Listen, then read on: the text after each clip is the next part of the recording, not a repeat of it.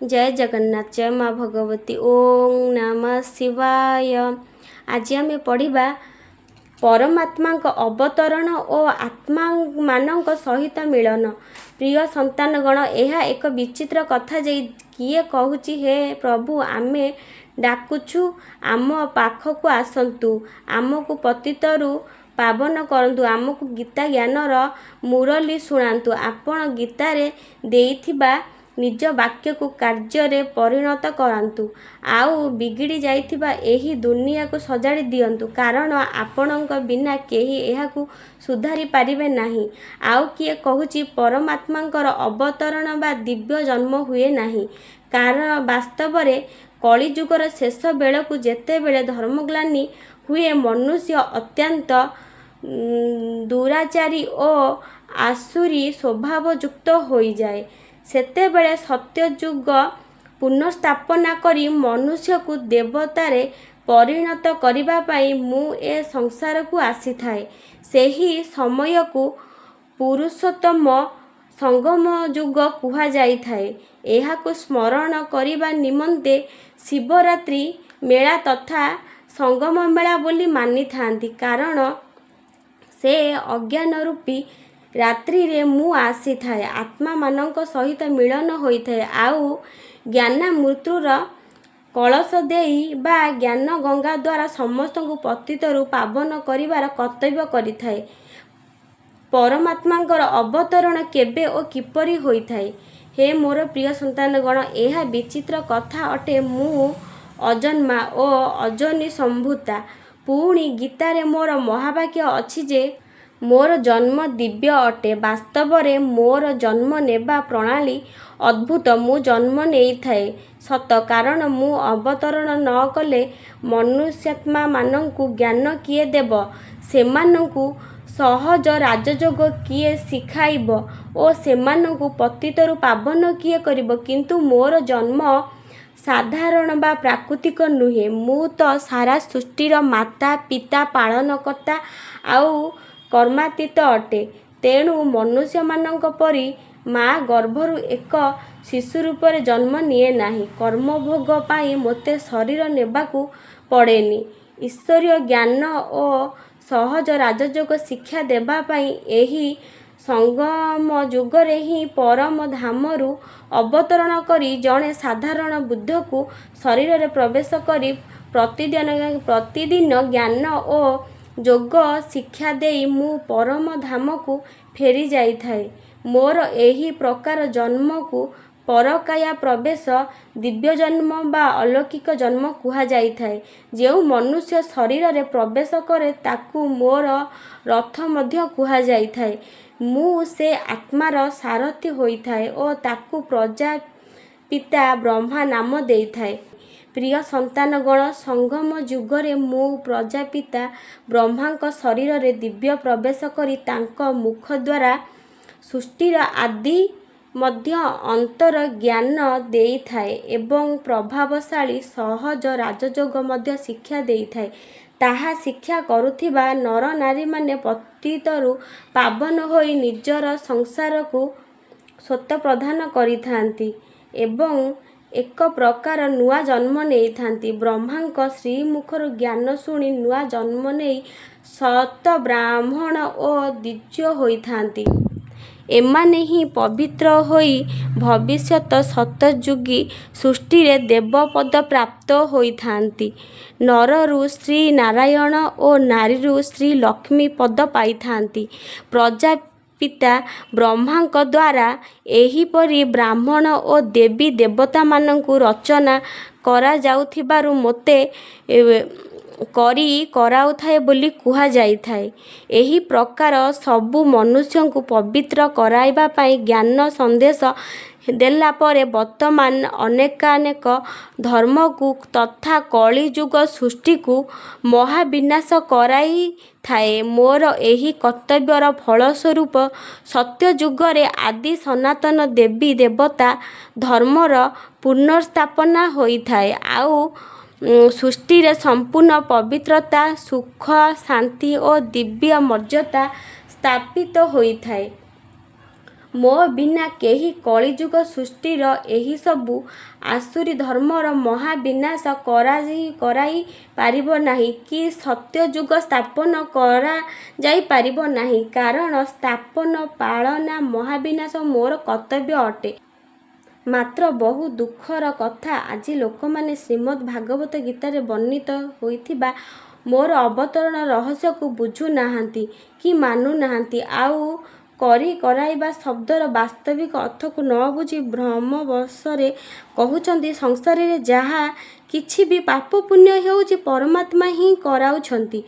ପରମାତ୍ମା କ'ଣ କରୁଛନ୍ତି ଓ କ'ଣ କରୁନାହାନ୍ତି? ପ୍ରିୟ ସନ୍ତାନଗଣ, ଅତି ବିଚିତ୍ର କଥା, କେତେକ କହିଥାନ୍ତି ପରମାତ୍ମା ସବୁକିଛି କରିଥାନ୍ତି, ତାଙ୍କ ପ୍ରେରଣାରେ ହିଁ ସବୁକିଛି ହୋଇଥାଏ। ଆଉ କେତେକ କହନ୍ତି ଆଜି ସଂସାରର ଅବସ୍ଥା ଯେପରି ଖରାପ ହୋଇଯାଇଛି, ଜଣା ନାହିଁ ପରମାତ୍ମା ଏ ଅବସ୍ଥାକୁ ସୁଧାରିବା ପାଇଁ କାହିଁକି କିଛି କରୁନାହାନ୍ତି।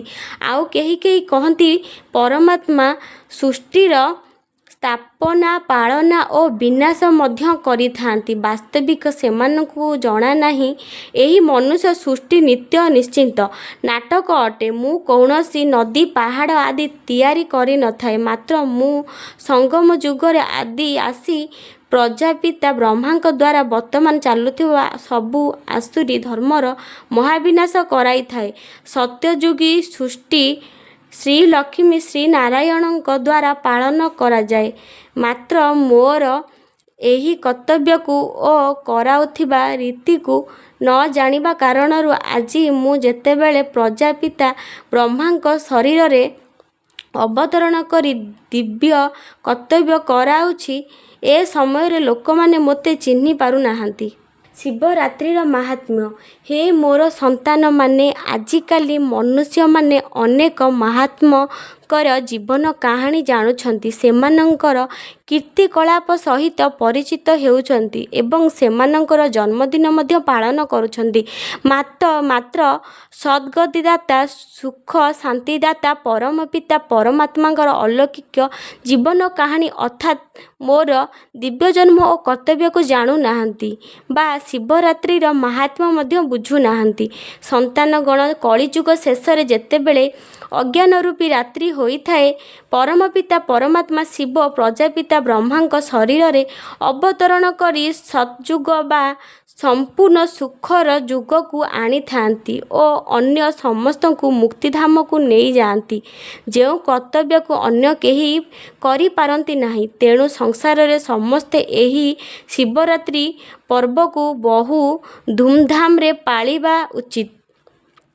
ଆହୁରି ବିଚିତ୍ର କଥା, ସ୍ୱୟଂ ଭାରତରେ ମୋର ଯେଉଁଠି ଅବତରଣ ହେଉଛି, ସେଠାରେ ଜନତା ମୋର ଏହି ଦିବ୍ୟ ଜନ୍ମକୁ ଜାଣିପାରୁନାହିଁ କି ସେପରି ମାନ୍ୟତା ମଧ୍ୟ ଦିଅନ୍ତି ନାହିଁ। ଶିବଜୟନ୍ତୀ ହୀରାତୁଲ୍ୟ ଅଟେ। ଯଦି ସଂସାରରେ ଲୋକମାନଙ୍କୁ ଏହା ଜଣାଯାଏ କି ଗୀତା ଜ୍ଞାନ ପରମପିତା ପରମାତ୍ମା ତ୍ରିମୂର୍ତ୍ତି ଶିବ ହିଁ ପୁରୁଷୋତ୍ତମ ସଙ୍ଗମ ଯୁଗରେ ଦେଇଥିଲେ, ତେବେ ଗୀତାକୁ ଭାରତବାସୀ ଆପଣାର ପରମ ଗ୍ରନ୍ଥ ମାନିଥାନ୍ତେ ଓ ଶିବ ଜୟନ୍ତୀକୁ ଗୀତା ଜୟନ୍ତୀ ବୋଲି ଯଥାର୍ଥରେ ପାଳନ କରିଥାନ୍ତେ। ତାହାହେଲେ ଭାରତ ହୀରାତୁଲ୍ୟ ହୋଇଥାନ୍ତା। କାରଣ ପରମପିତା ଶିବଙ୍କର ଜୟନ୍ତୀ ହିଁ ମନୁଷ୍ୟକୁ ହୀରାତୁଲ୍ୟ କରିଥାଏ। ଆହୁରି ବିଶଦ ଭାବରେ ପରମାତ୍ମାଙ୍କ ବିଷୟରେ ଜାଣିବାକୁ ହେଲେ ଆପଣ ନିକଟତମ ଈଶ୍ୱରୀୟ ଜ୍ଞାନକ୍ଷେତ୍ର କିମ୍ବା ଆଧ୍ୟାତ୍ମିକ ସଂଗ୍ରହାଳୟରେ ପଦାର୍ପଣ କରିବାକୁ ନିବେଦନ। ଶିବରାତ୍ରି ଅଥବା ପରମାତ୍ମାଙ୍କର ଦିବ୍ୟ ଜନ୍ମ। ପରମାତ୍ମାଙ୍କର ନାମ ଶିବ ଅର୍ଥାତ୍ କଲ୍ୟାଣକାରୀ।